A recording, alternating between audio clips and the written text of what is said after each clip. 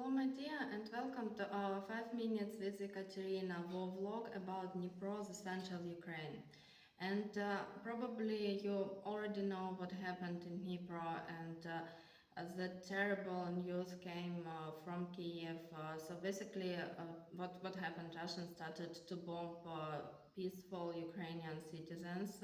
They did it before, but this latest 2 weeks the daily massive bombings of all big cities of Dnipro, of Kiev, of Kharkiv, of Odessa, Kryvyi Rih, Nikopol were pretty much affected as well. So Russians started to massively bomb civilians, and it is not a civilian infrastructure, it is civilian houses. In Dnipro itself, 2 civilian residential buildings were hit, and both the civilian residential buildings were far away from any military or any infrastructure objects, even civilian infrastructure objects. They were far from electric station or electric spreading stations, they were far from military base, they were far from any enterprise, they were far from the basically anything you can imagine.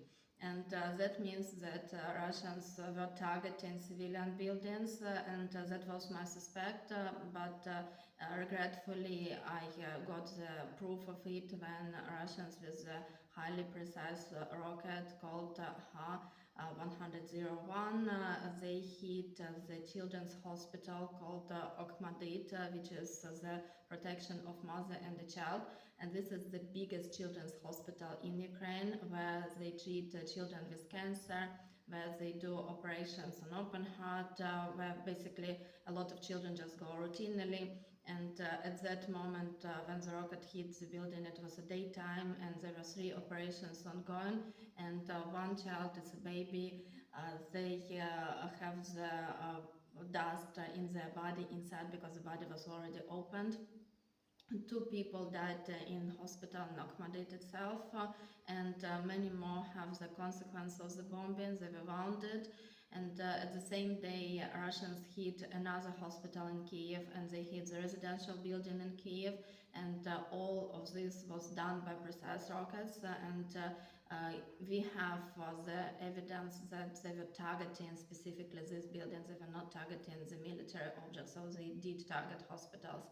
And that brings, it's not like they haven't done it before. I told you they've done it before, but I feel grief, I feel basically I'm furious, I'm angry, and it's pretty terrible of what's happening. And at the same time, right now Russia is the president of the Security Council of the United Nations, which is ridiculous, and that's something that the world is just tolerating. So that's it, that's how the things are. As for Dnipro itself, we still have blackouts, and the blackout can be 8 hours. In Lviv, for example, people have the electricity only for 4 hours daily, and in different cities, in different towns, we have different timing of when the electricity is off, but basically at least the half of the day you wouldn't have the electricity or internet. And also in many cases you wouldn't have the running water because it's pumped by the same pumps that use electricity.